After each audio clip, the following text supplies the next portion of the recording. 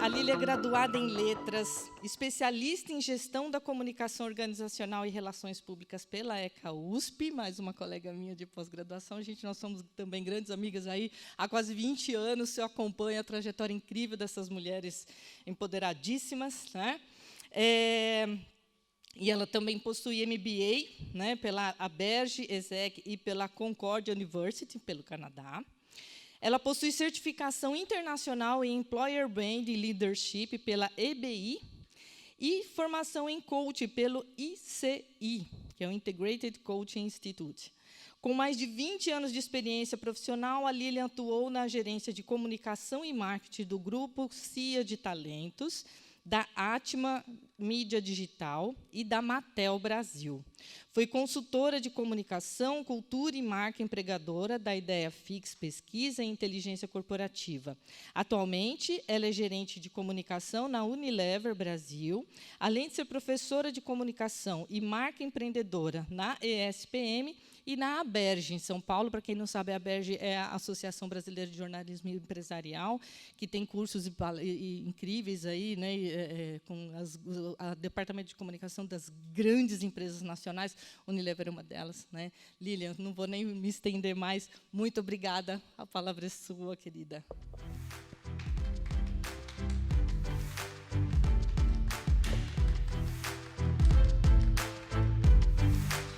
Gente, bom dia.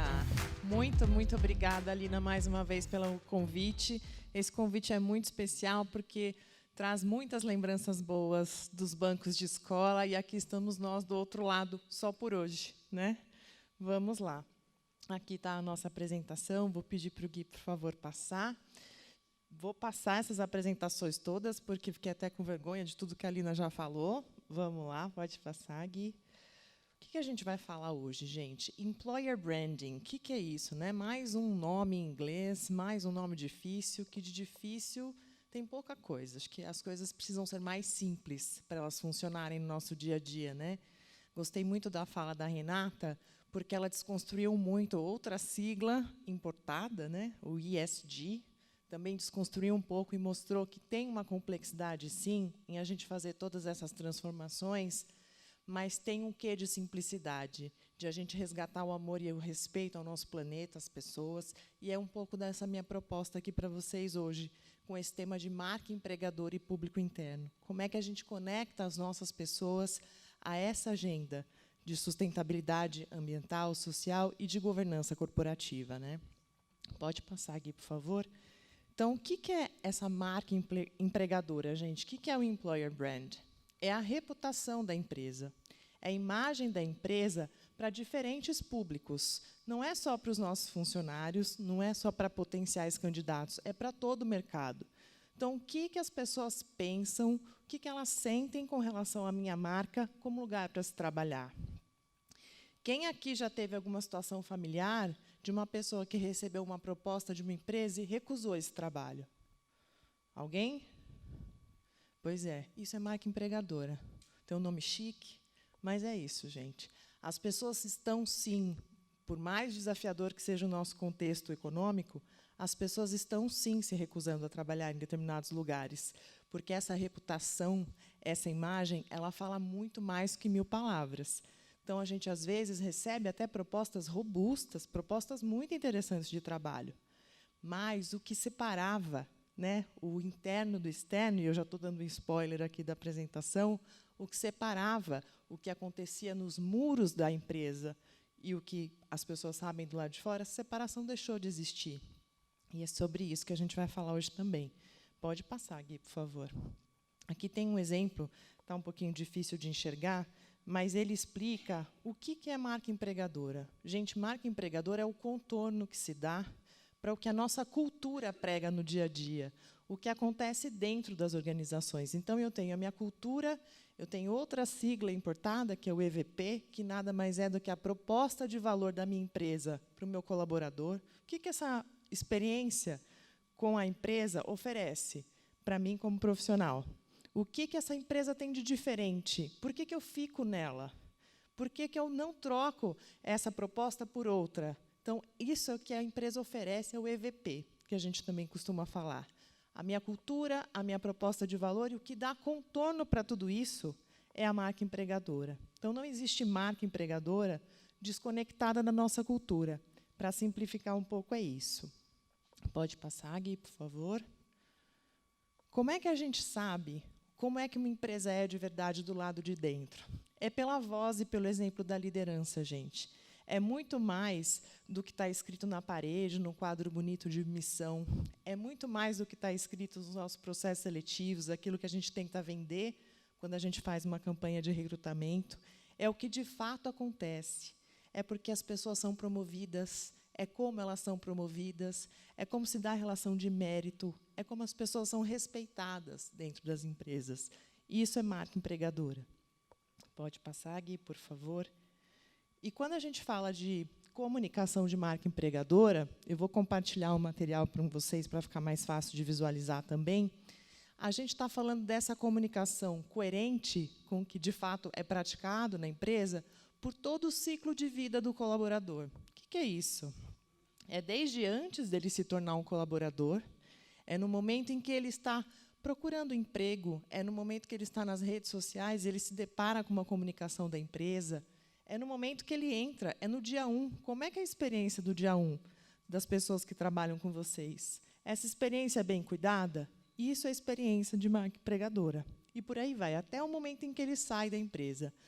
Toda essa jornada do colaborador tem pontos de contato muito, muito importantes que determinam como essa experiência funciona. Pode ir, Gui, por favor. E aí eu deixo aqui uma imagem de provocação. A gente já deu spoiler, mas vale a gente falar um pouquinho mais sobre isso. Existe, gente, público interno no mundo de hoje? Vocês acham que existe? Não, né? Pode passar mais uma, por favor, Gui. Porque marca empregadora, gente, no final do dia, é que o que as pessoas falam sobre as suas empresas no almoço de domingo. Sim ou não? Naquele nosso núcleo familiar, a gente não fala de verdade o que está acontecendo no nosso trabalho? A gente não compartilha as nossas dores e delícias do dia a dia? Pois é. Pode passar mais um, Gui? Só que a diferença hoje é que esse almoço de domingo foi parar na internet, né? A gente tem as redes sociais aí colocando esse grande megafone nessas experiências. Por isso que a gente não pode dividir mais o que é interno e o que é externo. A gente tem que cuidar ainda mais dessa coerência, como o Jean falou super bem, do que a gente pratica e do que a gente prega, né? Pode passar, por favor. Então, essa dimensão do candidato, colaborador, consumidor, ela nunca foi tão misturada como nos dias atuais, por esse mundo bunny, pelo impacto que a internet trouxe na comunicação e como as pessoas sabem do que está acontecendo. Então, essas dimensões são muito misturadas. E, graças a Deus, porque eu acho que o poder também muda de mão. As relações de poder mudam com essa nova dinâmica, né? Por favor. Como eu comentei com vocês, não adianta a gente ter campanhas de recrutamento belíssimas, né, com fotos maravilhosas, muitas vezes pouco diversas, fica a dica, não é? Então, não adianta a gente ter fotos maravilhosas lá, falando, aqui você vai ser feliz. Olha só, aqui você vai ser feliz todo dia, vai jogar ping-pong, vai tomar cerveja. Nada contra cerveja, gente. Super legal, adoro. Mas a gente vende uma coisa que não necessariamente é a experiência que a pessoa candidata ou o profissional vai ter dentro de casa. E aí que está o problema. É essa desconexão. Pode passar, Gui, por favor. Porque a cultura, como diria Peter Drucker, maravilhoso, a cultura come a estratégia no café da manhã. É isso que acontece. Então, não adianta as campanhas mais lindas, as fotos mais maravilhosas, o vídeo, né, do funcionário falando, aqui eu sou muito feliz. Só que a cultura come a estratégia. E é nisso que a gente tem que prestar atenção. Pode passar aqui. Por quê? Está difícil de enxergar aí, mas tem uma imagem do Big Brother. O mundo, gente, corporativo também virou um Big Brother. Essa que é a grande verdade. Pode passar, Gui. A gente tem um mundo, dentro e fora das organizações, de ativistas. Sim ou não? Então, se a gente faz algo, a gente é exposto. Se a gente não faz algo, a gente também é exposto. Esse mundo de colaboradores ativistas já chegou. Por isso que nunca foi tão importante cuidar dessa coerência. Antes, né, eu ouvia essas palestras, assistia às aulas, e via os professores falando de coerência entre o discurso e prática, e eu, lá no meu quadradinho, né, na minha experiência profissional da época, eu pensava, gente, mas isso é muito distante, né, da nossa realidade. Está muito longe. Agora não está mais, porque as pessoas estão pedindo demissão pelo TikTok, gente. Não é papo de professor, não é papo de academia. É real. As pessoas estão se demitindo pelo TikTok. Elas entram na sala e elas filmam o que está acontecendo. Que dirá se a gente fizer um greenwashing, como a gente falou aqui. Pode passar.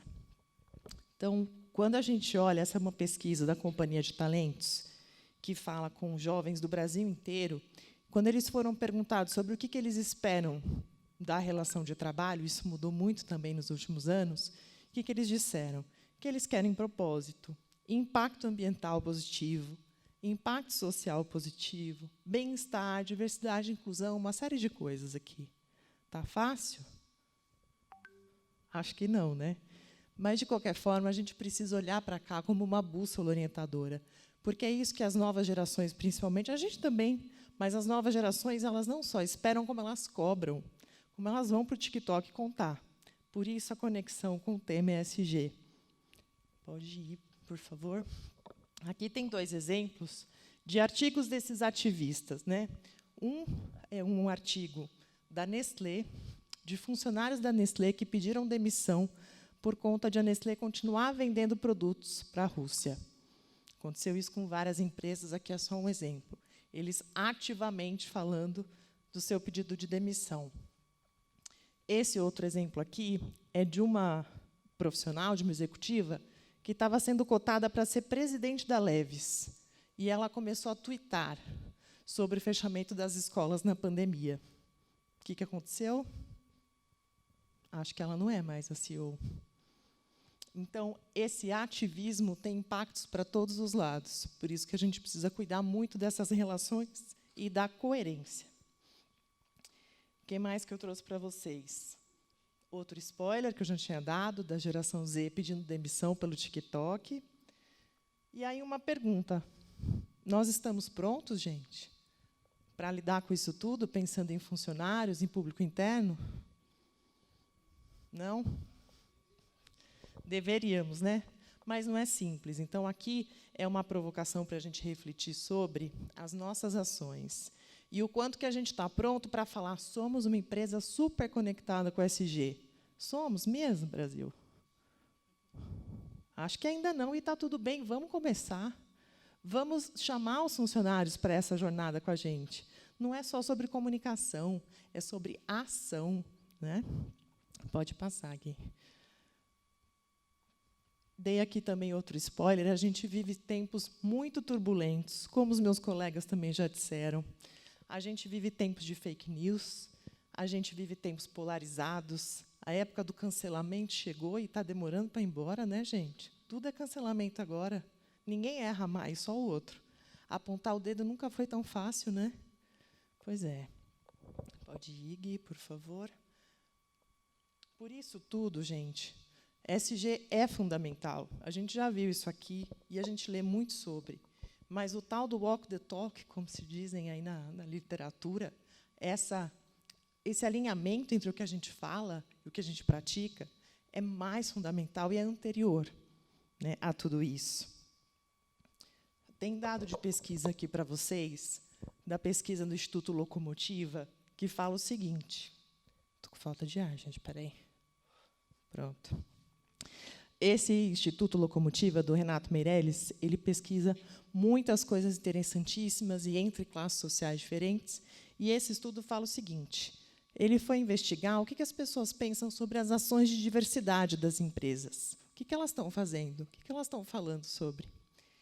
E, para 74% dos brasileiros, o apoio deveria ser um papel fundamental das empresas. O que a gente vê também hoje? Por conta de tudo que acontece no governo, por todo o nosso cenário de descrença nas notícias, descrença na imprensa, a gente vê o quê? Essa cobrança, essa bazuca, como a gente brinca, foi virada totalmente para as empresas. Então, as empresas têm essa obrigação agora de cumprir papéis que não necessariamente eram delas sozinhas, mas elas estão nesse lugar. Então, quem é o responsável, quem deveria resolver as questões de diversidade e inclusão para as pessoas? As empresas. Então, isso deixa a nossa dinâmica também, pensando no SG, mais difícil, não? Outro ponto que eles trazem, muito importante aqui, sobre os washings da vida, né? 8 em cada 10 pessoas acreditam que as empresas se apropriam do combate ao preconceito para fazer propaganda, mas não implementam ações concretas para a mudança. Vocês concordam com isso? Oi? Sim ou não? E quando essas empresas são pegas, vocês já viram o que acontece nas redes sociais? Canceladas. Sim ou não? Então, muitas empresas já foram canceladas, e no passado bem recente, por fazerem ações de diversidade e inclusão. Fazerem não, né? Falarem que faziam e, na realidade, não faziam nada. Então, isso também é outro ponto que a gente chama de pink washing, diversity washing, qualquer nome que a gente quiser dar. E isso está muito mais fácil de ser descortinado e as empresas expostas. Pode passar, Gui. O que mais aqui? Outro ponto que o Renato traz da locomotiva é o quanto que esse discurso de ódio, esse debate polarizado, o cancelamento, faz com que as empresas saiam do debate. Elas ficam com medo de entrar nessa conversa por conta da violência e por conta da exposição. Mas, quando a gente olha os dados, pode passar mais um, Gui, por favor, a gente vê que, em todas as esferas que a gente pergunta, em todas as dimensões da diversidade e inclusão, as pessoas que responderam essa pesquisa disseram que eram mais de 80% favoráveis às empresas se posicionarem, às empresas fazerem algo a respeito da diversidade e inclusão. Os haters, gente, são minoria, só que a gente se assusta com eles. Sim ou não? Esse é o ponto. A gente precisa criar, como a gente diz, casca grossa, para lidar com esse ódio todo e passar por esse portal, sabe? Porque, na verdade, 85% das pessoas estão do lado da diversidade. Não precisamos ter tanto medo. Falamos já de todos os washings da vida. Então, a gente tem a sociedade civil olhando para o que as pessoas estão fazendo, o que as empresas estão fazendo ou não. A gente tem institutos de direito do consumidor olhando. Pode passar, Gui. E a gente tem empresas tentando fazer diferença também. Esse caso que eu trouxe aqui é um caso do Vitor de Castro, não sei se vocês conhecem. Ele é um influenciador que advoga aí pela causa dos direitos LGBT. E a Bayer tinha contratado o Vitor para uma campanha interna, para falar com os funcionários sobre o novo modelo híbrido de trabalho, que dia eles deveriam ir, que dia não, e tudo mais.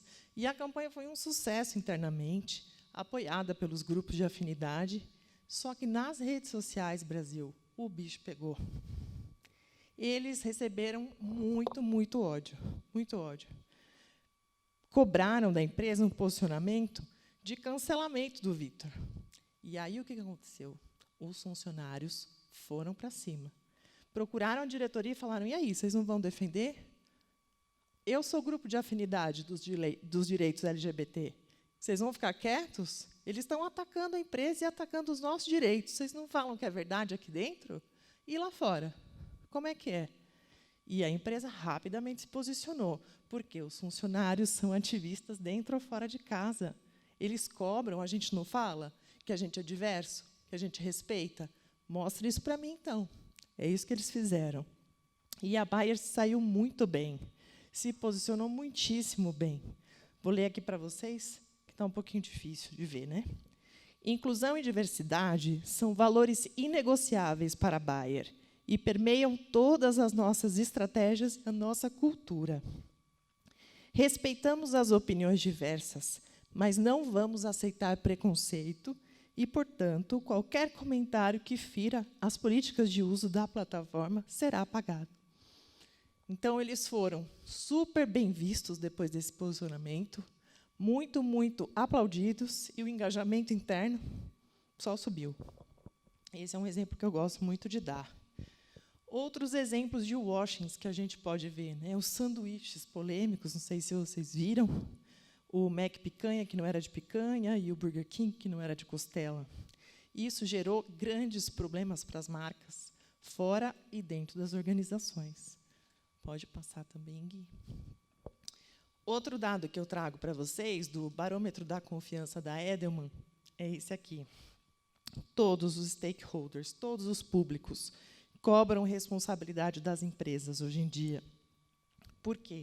Pela descrença nas instituições, como eu falei para vocês, pela descrença também no governo, que o governo será capaz de resolver essas questões que são sistêmicas, complexas.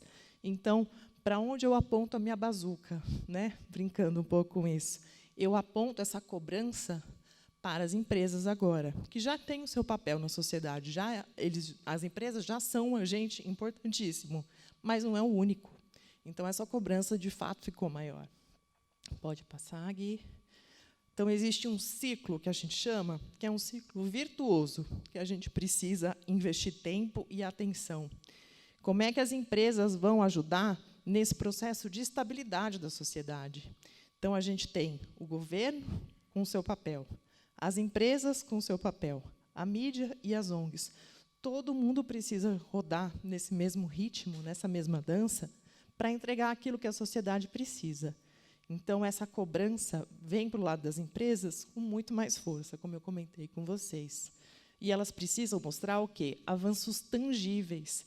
Por isso que o discurso está mais exposto, por isso que as ações de marketing puro estão bastante expostas também, por conta disso, porque a cobrança agora é por ações concretas. Antes não era. Outro dado bem interessante dessa pesquisa, que eu acho que traz um risco, mas uma oportunidade muito maior do que o próprio risco, é esse dado aqui da tela, gente. Meu empregador é o público que tem mais confiança das pessoas versus governo, versus entidades de classe, versus imprensa. Essa é uma inversão que vem acontecendo nesse estudo nos últimos anos, e esse ano foi ainda mais marcado. Então, 79% das pessoas que responderam esse estudo disseram: eu confio no meu empregador. Olha a oportunidade que a gente tem aqui de fazer a diferença, e de contar para dentro o que a gente faz, e de trazer as pessoas para esse jogo, né? Pode passar. E aí tem outro ponto, a liderança, né, gente? Tem uma altíssima expectativa sobre o papel da liderança nesse processo. Essas pessoas que responderam o estudo disseram que eles esperam do CEO, que o CEO seja a cara dessa mudança, que os presidentes ou as lideranças da empresa se posicionem. Não no que diz respeito a partido político, não é isso, mas se posicionem com relação a causas que sejam relevantes, com relação a tudo isso que a gente está falando. O que a empresa pensa sobre aquecimento global? O que esse CEO pode me dizer sobre as ações da empresa com relação às mudanças climáticas, com relação à diversidade e inclusão, a direitos humanos na cadeia? Então, a cobrança está maior, mas, ao mesmo tempo, tem um espaço que antes não existia, e uma credibilidade maior também. Então, a gente pode aproveitar, né, essa oportunidade. Pode passar, Gui, por favor. Aí eu pergunto para vocês, tem saída? O que vocês acham? Tem? Animou ou desanimou? Tem saída, gente. Pode passar. Aí, obrigada, Gui. O que a gente prega, então? O que a gente recomenda nessa história da conexão da marca empregadora, ESG e público interno? Primeiro, a gente tem que começar pelo porquê. Por que essa sigla é importante para nós? Por que a gente quer começar um trabalho de ESG? Por que a gente deve começar agora e não o ano que vem? De que forma que a gente vai entrar nessa agenda? Como a gente vai entrar nessa agenda? falando sobre a reciclagem do lixo dentro do escritório, não tem problema começar pequeno, gente, mas precisa começar e fazer. Esse é o recado, né? Como é que a gente vai envolver as pessoas nessa jornada? Como é que a gente traz os colaboradores? Porque não é só comunicação. A comunicação é o contorno de tudo. Mas ela precisa ser abastada, ela precisa ser recheada de ações concretas para não cair no washing. Então, como é que eu trago o funcionário para me ajudar a pensar nas ações internas, nas ações como a comunidade, como a Renata falou? Como é que eu trago essas pessoas e monto um comitê para a gente pensar como é que a gente traz a família para essas discussões? Né? Tem muito jeito de fazer envolvendo as pessoas, porque quando elas são envolvidas, gente, o impacto é outro, é completamente diferente. Tem uma outra oportunidade também, nesse sentido, que é unir o propósito da empresa ao propósito das pessoas que estão ali com a gente no dia a dia. Essa união, gente, é muito poderosa nas evidências que a gente precisa criar antes de fazer qualquer relatório, sabe? Colocar em prática e falar sobre, nessa ordem. Então, primeiro eu faço, depois eu conto. Qual é o erro? Querer contar antes da coisa estar pronta, da coisa estar em andamento, pelo menos, né? Se a gente fizer essas perguntas e começar devagar, gente, tudo dá certo no final. Pode passar, Gui. Antes do primeiro passo, um lembrete importante também, que eu gosto sempre de fazer. Pode passar. A gente tem empresas com realidades, a lá Faria Lima, né, lá em São Paulo, de escorregadores, mesas de ping-pong, a cerveja, que eu brinquei aqui com vocês. Mas a gente tem também, pode passar, realidades muito diferentes, gente. O que é ESG para um trabalhador rural?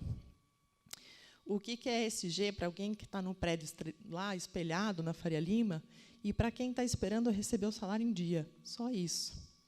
Essa foi uma grande lição. Eu estava atendendo um cliente que queria saber qual era a proposta de valor dele para todos os seus funcionários. E aí eu fiz lá o meu questionário, né, todo acadêmico, fui lá fazer todas as perguntas, e eram perguntas que iam desde o vice-presidente até o trabalhador rural. Aí eu perguntei para o trabalhador rural assim: por que você fica nessa empresa? Aí o executivo do prédio espelhado me dava várias razões.